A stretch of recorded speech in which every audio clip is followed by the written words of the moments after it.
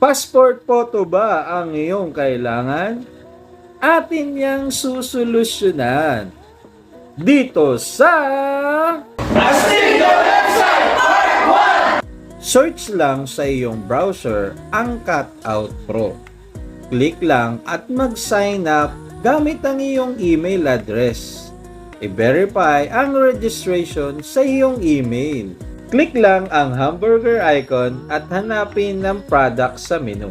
At expand ang AI editing at piliin ang passport photo.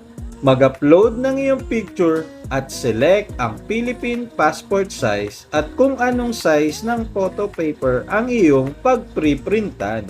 Maaari ka ding pumili ng kasuotan na iyong gusto para sa iyong photo.